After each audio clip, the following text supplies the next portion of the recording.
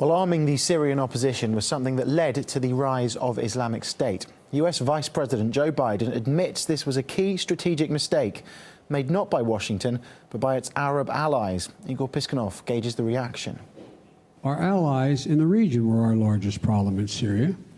The Turks were great friends, the Saudis, the Emiratis, etc. What were they doing? They were so determined to take down Assad, they poured hundreds of millions of dollars and thousands of tons of weapons into anyone who would fight against Assad, except that the people who were being supplied were al-Nusra and al-Qaeda and the extremist elements of jihadis coming from other parts of the world. For the first time, U.S. authorities openly admit their allies in the Middle East have been aiding terrorists. But it wasn't that long ago that American officials seemed so confident both in the Syrian opposition. I just don't agree that a majority are al-Qaeda and the bad guys. That's not true. Our intelligence agencies, I think, have a very good handle on who to support and who not to support. And also stood shoulder to shoulder with their allies aiding them in Syria.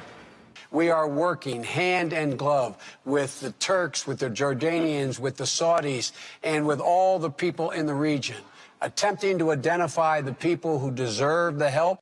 The help included automatic rifles, rocket-propelled grenades, ammunition, and anti-tank weapons funneled across the Syrian-Turkish border, and more than 160 military-style cargo plane flights to Turkey from Jordan, Saudi Arabia, and Qatar by spring 2013 alone.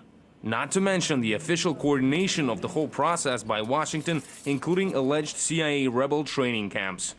And now the U.S. is throwing its allies under the bus. Now that it has become critical, politically essential for Obama to deflect blame away from what's going on in Syria, they have to find an easy scapegoat, one that resonates with the American people. And Saudi Arabia is the perfect scapegoat.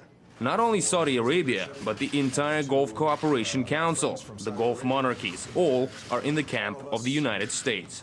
It is quite unlikely that Washington's allies in the Middle East will take Joe Biden's latest claims with applause. And these are the same allies which are supposed to help the U.S. fight ISIS in Iraq and Syria. It seems this time the administration really has put itself in quite a brain twister, since when it comes to ISIS, well, that genie has already proven to be quite unwilling to be put back in its bottle.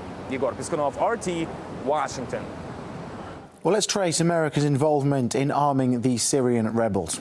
In the summer of 2012, it became known that the CIA was operating in Turkey, helping US allies select which rebel groups to arm. A year on, the agency helped Arab nations expand weapon shipments. In September last year, Barack Obama confirmed that the first US-trained rebels had been deployed in Syria. Also that month, reports emerged that Washington was secretly funneling weapons to the opposition itself. Some Middle East analysts say that the US has backed itself into a diplomatic corner. The reality is that there is no way to hold the Middle East together without stabilizing Assad and without the U.S.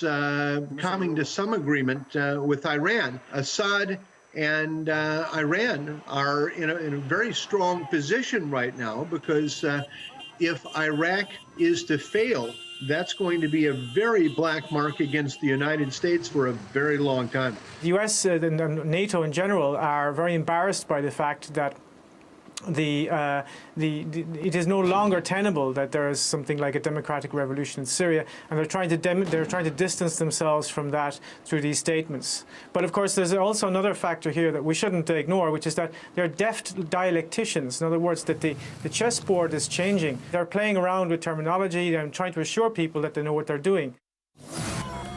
Well, in further revelations, the US Vice President also admits America had to embarrass the EU into launching sanctions against Russia over the Ukraine crisis. Joe Biden says that Europe was initially opposed to the notion. Find more details on his speech and the fallout at RT.com.